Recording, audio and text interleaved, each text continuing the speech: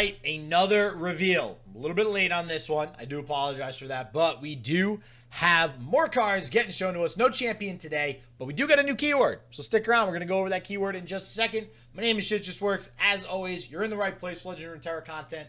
But without further ado, like the video if you like it. If it's pretty cool, hit the like button. Smash that like button. You know how it goes. Sub, all that good stuff. Find me on Twitch, Twitter, all that. Yeah, you know. And let's... cards.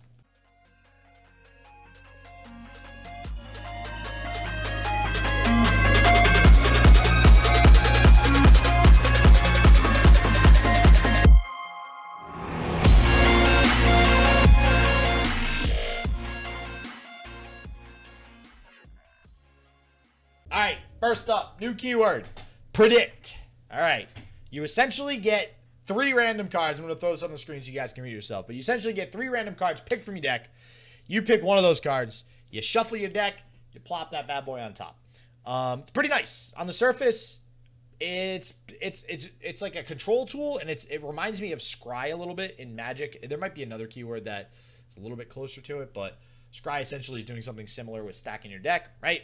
Basically cheating. Same thing. So to start, we have some actual landmarks for SHURIMA. Because let's be honest, I don't think anybody considered Sundisk a real landmark. It's more of like a level 3 champion requirement if you're going to play a level 3 champion, right? And we saw Jarvan yesterday. Jarvan not having a level 3. It seems like the other guys from SHURIMA are really going to be the ones that are the level 3 champions there. So this is also the first use of predict. When you play this card on turn 1, it's entirely possible to tutor exactly the card you need on turn 2 and put it on the top of your deck. That alone, I think, is a dangerous combo. It's exactly why Zap Sprayfin was so damn good when being played with, you know, only Go Hards and Glimpse, right? Only Noxian Fervor in burn decks. I remember, you know, being able to reliably, people were actually only playing 3 Noxian Fervor. Being able to reliably tutor just Noxian Fervor every time you play it, and you get an elusive that punches for 2, feels pretty good. Now let's add on top of that a 2/2 token hitting the field a couple turns later. Yeah, it seems pretty good. Usually a 2/2 costs 1 mana. So now you're getting that kind of scry effect, that predict effect on top of a 2/2. It's a little bit of a delayed 2/2, but nonetheless, I do think it is very, very good. So definitely think this is going to be a playable card and pretty good. Next up, the second landmark, Preservarium. I always have to double check when I say that word. I don't know if I'm saying it right. This is essentially a delayed 2 mana draw 2. This is I'm scared of this a little bit. This I think is an absolutely amazing card. It's going to see a lot of play in various archetypes. I'm just gonna throw that one out there right now. Draw is just good.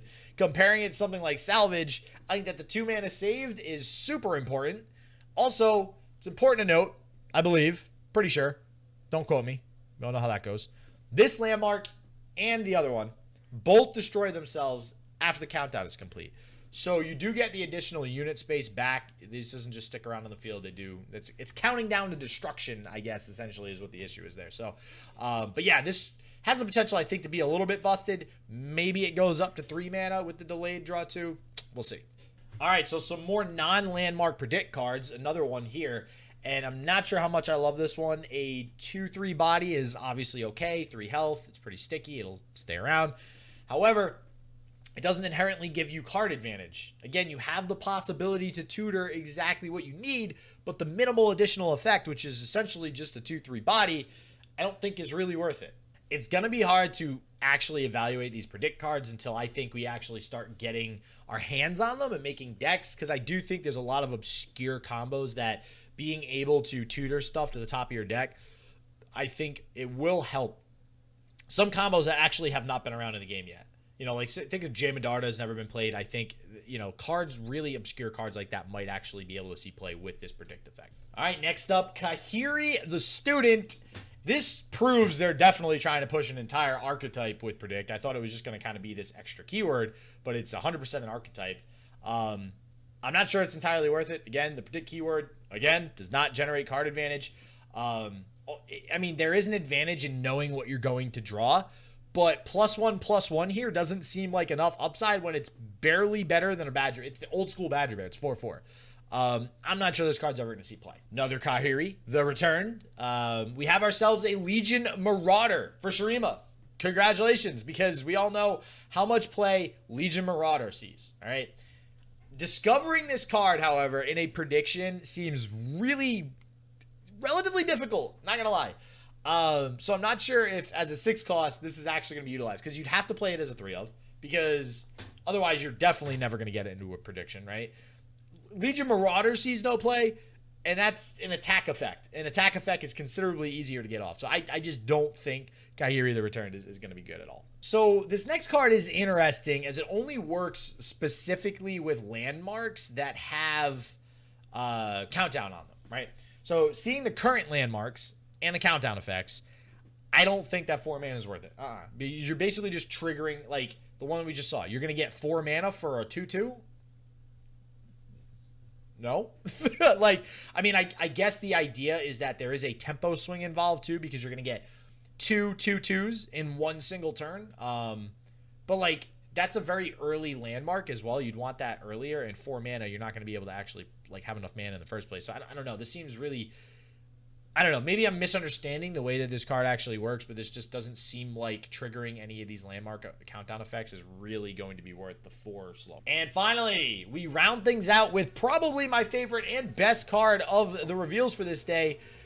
We have a card that quite frankly scares the hell out of me.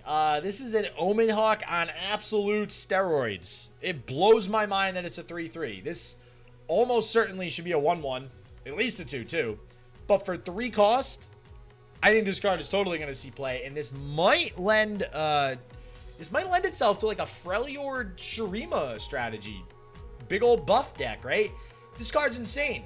I definitely think this is going to get played. I think people are definitely going to try to absolutely break this card. And there we go. Day 4 reveals. Check. Cannot wait for the next set of reveals. Hopefully it's champion. And I think they did 2 champions in a row, actually. So maybe they're going to do 2 non-champions in a row. I don't know. Either way, we still got another solid like week or 2 of reveals. It's going to be pretty nice. Not going to lie. Still got a lot of champions to go. So strap yourselves in. We got a long couple of weeks ahead of us. But as always, everybody, stay healthy, stay positive. I hope shit just works for you, and peace out.